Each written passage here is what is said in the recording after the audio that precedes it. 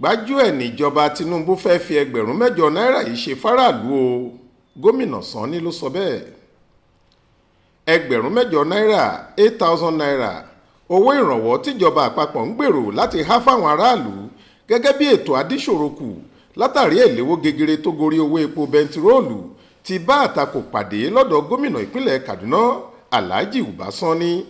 Ó ní tó bá dọ̀rọ̀ ká sọ ojú abẹ níkò nípa ètò tíjọba àpapọ̀ fẹ́ ṣe ọ̀hún kò sórúkọ méjì láti pè é ju jìbìtì lọ. Ó ní Gbaju-Ẹ níjọba fẹ́ fi ṣe Faraalu.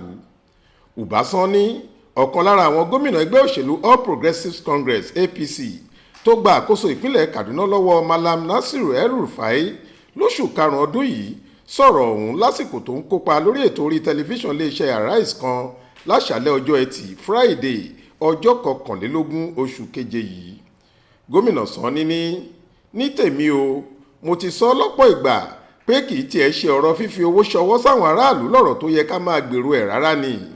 Mo rò pé èròǹgbà fífi owó ṣọwọ́ yẹn bí mo ṣe rò ó Gbaju-Ẹ pátápátá ni, jìbìtì gidi ni lódìdí. Ohun tó sì dá mi lójú ni mo sọ. Ẹ jẹ́ ká kọ́kọ́ wò ná, ta la fẹ́ máa fowó ṣọwọ́ sí. Ẹ jẹ́ kí n mú àpẹẹrẹ kan wá. Ẹ lọ wo àkọsílẹ̀ tó wà lọ́wọ́lọ́wọ́.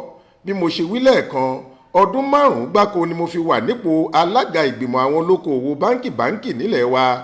Mo wà lára alákòóso báǹkì àpapọ̀ ìyẹn Central Bank àtàwọn báǹkì olókoòwò gbogbo láàrin bí ọdún 4.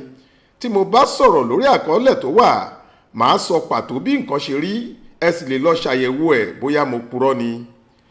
Ìdá 70 sí 95 nínú ọgọ́rùn-ún ìyẹn 70 sí 75% àwọn tó ń gbé ní ìgbèríko káàkiri apá ìwọ̀ oòrùn àríwá ilẹ̀ wa ní ọ̀rọ̀ owó náà kò lè dé ọ̀dọ̀ wọn rárá torí kò sọ́nà tó lè gbà tẹ̀ wọ́n lọ́wọ́. Àwọn èèyàn yìí sì ṣe pàtàkì gidi láwùjọ o, síbẹ̀ wọn ò ní àkáǹtì ní báǹkì kan. Ta la fẹ́ fowó ṣọwọ́ sí nírú ibẹ̀ yẹn? A gbọ́dọ̀ sapá dáadáa láti rí i dájú pé àwọn èèyàn wọ̀nyí rí ìrànwọ́ owó gbà. Ìyẹn lohun tó ṣe pàtàkì jù. Mo sì ń fi àsìkò yìí rọ àwọn alájọṣe lórí ètò ìdàgbàsókè ìlú wa gbogbo àti báǹkì àgbáyé ìyẹn World Bank pé kí wọ́n túbọ̀ pèsè owó tí yóò mú káwọn èèyàn púpọ̀ sí láǹfààní sí ìrànwọ́ owó, pàápàá àwọn mẹ̀kúnnù gidi. Ká ṣí àkáǹtì fún wọn ní báǹkì, ká jẹ́ kí wọ́n mọ bí wọn yóò ṣe ṣe é, torí tá ò bá ṣe bẹ́ẹ̀ ohunkóhun tá a bá ṣe láìka bá a ṣe ṣe é sí igbó atú lówó máa bọ́ sí. Òótọ́ pọ́nbélé nìyẹn gẹ́gẹ́ bó ṣe wí. Tẹ́ ò bá gbàgbé, ààrẹ Bọ́lá Ahmed Tinubu ló ṣíṣọ lójú eégún ètò kan tó ní ìjọba òun ń gbèrò láti gùnlé níbi tí wọn yóò ti máa fi owó ìrànwọ́ ẹgbẹ̀rún mẹ́jọ náírà ṣọwọ́ sáwọn aráàlú bíi mílíọ̀nù 12 lóṣooṣù nínú àwọn ìdílé tí wọ́n tálákà gidi lórílẹ̀‐èdè yìí fún oṣù 6 gbáko. Wọ́n léyìí máa dín ìnira tí ẹ̀léwó tó bá epo bẹntiróòlù pẹ̀lú bíjọba kò ṣe san àfikún lórí owó epo bẹntiróòlù mọ́ láti inú oṣù kẹfà ọdún yìí.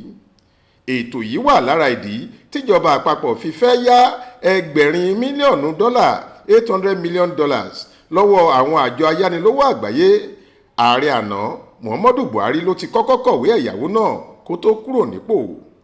Àmọ́ pẹ̀lú bí àwọn alẹ́nulọ́rọ̀ kan ṣe tako ètò yìí àti bíjọba ṣe láwọn náà ń wo ṣàkun bọ́rọ̀ ṣe rí lára àwọn aráàlú, Tinubu sọ láìpẹ́ yìí pé àwọn máa tú èrò pa lórí ẹgbẹ̀rún mẹ́jọ náírà náà.